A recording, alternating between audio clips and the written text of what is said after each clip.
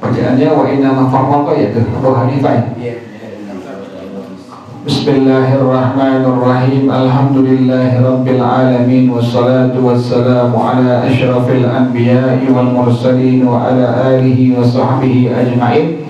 Qala Syekhul Imamul Mu'allif rahimahullah wa adama an-naf'a bihi wa barakati ulumihi wa bikum fid dharaini amin. Qala radhiyallahu ta'ala ankum. Kemarin madhab Imam Malik, beliau berpendapat niat puasa mau yang fardu atau yang sunnah mesti diinepin malamnya sebelum masuk waktu subuh.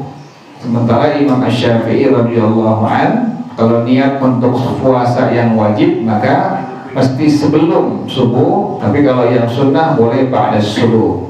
Sementara Imam Abu Hanifah radhiyallahu anhu niat puasa itu adalah hukumnya sah setelah subuh pada puasa yang berkaitan kewajibannya dengan waktu tertentu, contohnya Ramadan, nadar, ataupun hari-hari yang lain ataupun yang sunnah. Tapi tidak sah kalau yang wajib yang fil dhimmah pada tanggungan. Nah ini rinciannya.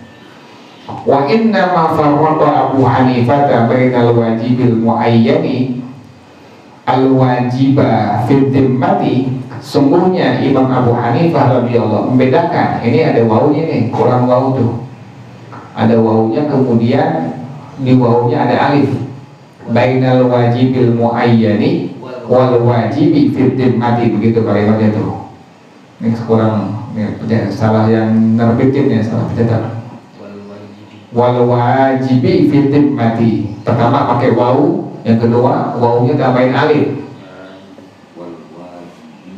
Di kitab nggak ada, di kitab wawunya nggak ada, terus di kitab juga habis wawu nggak ada alif. Dibenerin tuh. Bainal wajibil muayyani wal wajibi fid dhimmati, begitu kalimatnya tuh.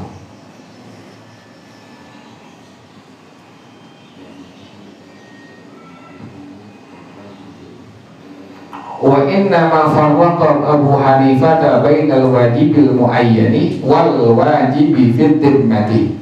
Sungguhnya Imam Abu Hanifah membedakan, beliau rinci masalah niat antara yang wajibnya tertentu yang kemarin, wajib yang muayyan kayak Ramadan, kemudian puasa nadar, itu disebut dengan wajibnya muayyan. Wal wajibi fid dhimmati, antara yang kewajibannya pada tanggungan. Kamu jelasin kenapa demikian? Li'annal wajibal muayyana lahu waqtun makhsusun, karena yang wajib, puasa yang wajib yang ditentukan baginya ada waktu yang dikhususkan. Yaqumu maqaman niyati fit ta'yini, yang menempati tempat niat pada ta'yinnya, ada waktu tertentu. Makanya kudu niat ta'yin, mesti itu dita'yin. Pada madhab pendapat daripada Imam Abu Hanifah radhiyallahu ta'ala anhu. Walladhi fid dhimmati, dan puasa yang ada pada tanggungan kewajibannya, laisa lahu waqtun makhsusun, tidak ada padanya waktu yang dikhususkan, nggak ada sama sekali. Kalau yang muayyan, Ramadan, nadar, itu namanya puasa yang memang dia muayyan, waktunya ditentukan, maka mesti itu, mesti niatnya itu demikian dalam madhab al-Imam Abu Hanifah radhiyallahu ta'ala anhu. Artinya apa? Artinya dihukumkan sah niatnya sekalipun ba'da subuh dalam madhab al-Imam Abu Hanifah radhiyallahu anhu. Lain dengan yang kewajibannya fid dhimmah, pada tanggungan, yaitu yang tidak punya waktu yang dikhususkan. Maka dalam madhab al-Imam Abu Hanifah radhiyallahu anhu mesti niatnya itu qabla subuh. Fa'aujaba anna ta'yina bin niyati, maka Imam Abu Hanifah mewajibkan niat tersebut ta'yinnya dengan niat. Kemudian wa jumhurul fuqaha'i, jumhur ulama, ala annahu laisatit taharatu minal janabati, bukan jinayah, bukan. Itu bukan ya, tapi ba'du. Di kitab ya. Bukan ya tuh, minal janabah, bukan jinayah. di kitab minal jinayah, benerin tuh, minal janabah, bersuci dari janabah, masa dari jinayah.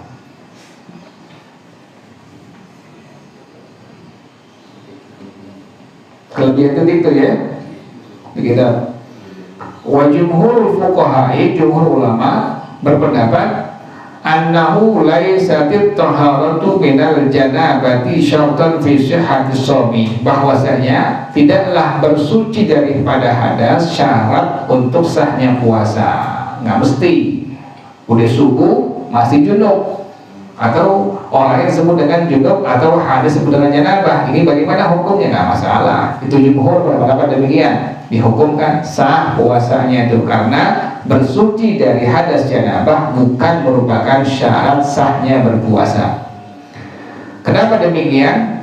Lima sabata min hadithi Aisyah wa Ummi Salamah zawjayin Nabi sallallahu alaihi wasallam annahuma qalata, karena ada hadis yang sahih dari hadis As-Sayyidah Aisyah dengan hadis dari As-Sayyidah Ummu Salamah, yang keduanya merupakan istrinya Rasulullah sallallahu alaihi wasallam. Keduanya berkata, kana Rasulullah sallallahu alaihi wasallam yusbihu junuban min jima'in ghairi ihtilamin fi Ramadhan thumma yasumu. Adalah Rasulullah SAW, beliau masuk di waktu pagi pada subuh ini dalam kondisi janabah dari persetubuhan, bukan mimpi, pada bulan Ramadhan, kemudian beliau berpuasa. Tuh demikian tuh. Ini merupakan menunjukkan hadis dari As-Sayyidah Aisyah dengan hadis daripada As-Sayyidah Ummu Salamah radhiyallahu anhuma menyatakan bahwasanya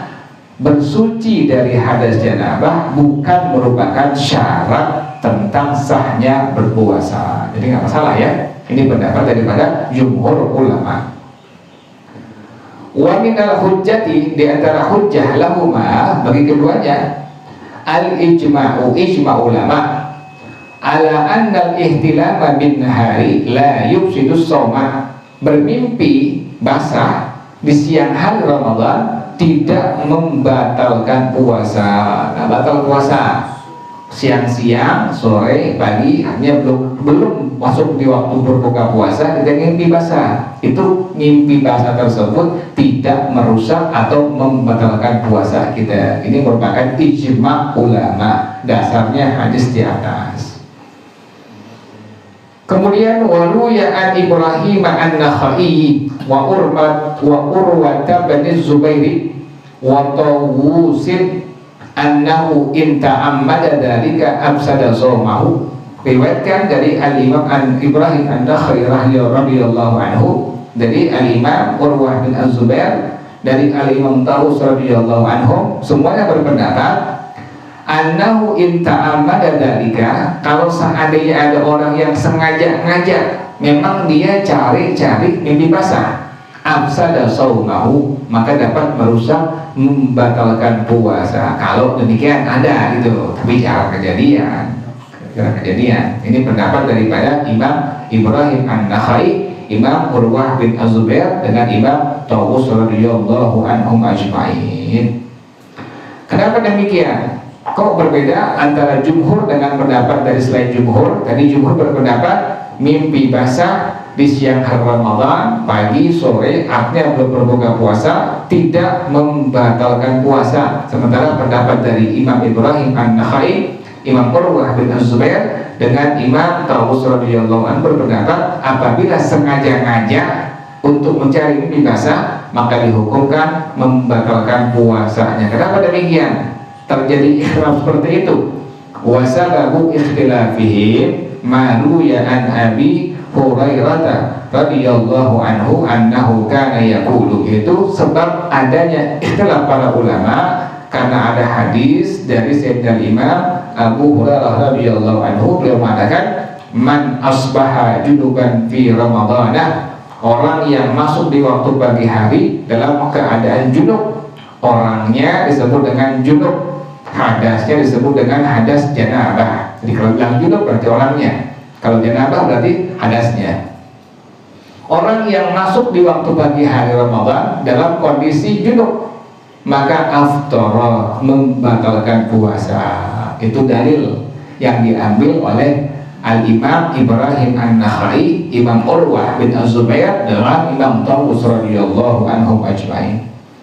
Waruya anhu, juga hadis riwayat dari Sayyidina Imam Abu Hurairah radhiyallahu anhu, annahu qala ma ana qultuhu, tidaklah aku mengatakannya, Muhammadun sallallahu alaihi wasallam qalahu, Nabi Muhammad yang mengatakannya, wa rabbil ka'bati, demi Allah kata beliau. Dari kata Imam Abu Hurairah radhiyallahu anhu, bukan saya yang mengatakannya. Orang-orang masuk di waktu pagi hari dalam keadaan junub, maka dapat merusak puasanya, bukan saya yang bilang, tapi yang bilang adalah Nabi Muhammad sallallahu alaihi wasallam, rabbil ka'bah, sampai beliau bersumpah demi Allah. Kemudian wadhahabul majishuna min ashabi Malikin, dan berpendapat Al-Imam Ibnul Majishun, itu kalau ada kalimat Imam Ibnul Majishun, beliau ini min ashabi Malikin, termasuk ulama dalam madhab Imam Malik radhiyallahu anhu. Kata beliau, annal haqida idza tahura qabla al-fajri, perempuan yang haid kalau sudah bersih dari darah haidnya sebelum subuh, fa akhratil ghusla, dan dia menunda-nunda mandi hadas, anna yaumaha yaumu fitrin, maka hari itu hari yang dia bebas nggak berpuasa. Itu demikian ya. Kalau ada perempuan yang udah bersih dari terakhirnya sebelum subuh dengan mandi hadas sampai masuk waktu subuh, maka hari itu dia nggak boleh berpuasa. Ini pendapat daripada Imam Ibnul Majishun yang merupakan min ashabi Malik.